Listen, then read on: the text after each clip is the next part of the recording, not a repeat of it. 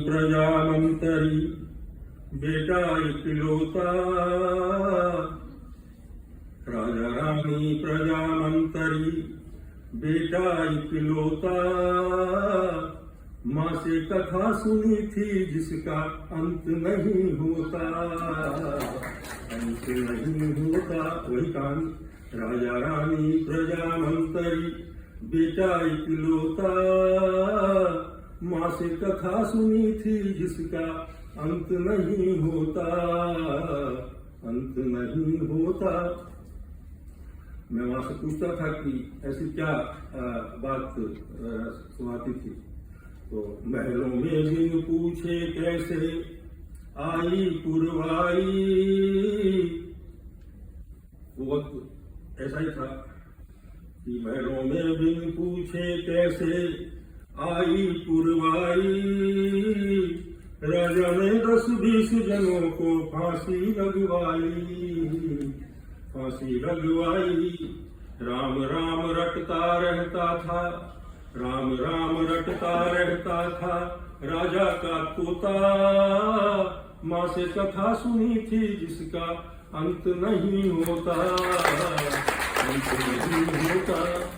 और ऐसे प्रसंग सुन के मैं माँ से कुछ पूछा करता था, तो माँ जो जवाब देती थी कि मैंने पूछा तो माँ बोली, मैंने पूछा तो माँ बोली केवल गुनता जा, मैंने पूछा तो माँ बोली केवल गुनता जा, तुझे कहानी से मतलब है केवल सुनता जा, केवल सुनता जा। मैंने पूछा तो माँ बोली केवल गुनता जा, तुझे कहानी से मतलब है केवल सुनता जा, केवल सुनता जा। समझ नहीं पाया किसका है, समझ नहीं पाया किसका है, किससे समझौता, माँ से कथा सुनी थी जिसका अंत नहीं होता, अंत नहीं होता।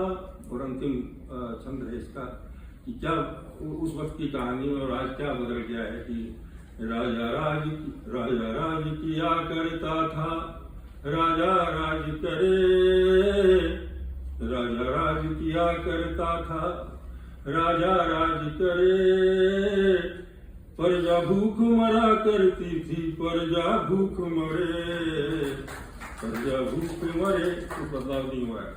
राजा राज किया करता था, राजा राज करे, प्रजा भूख मरा करती थी, प्रजा भूख मरे, प्रजा भूख मरे। अब मैं किसी कथानक का भी, अब मैं किसी कथानक का भी दर्द नहीं ढोता, एक कहानी सुनी उसी का अंत नहीं होता।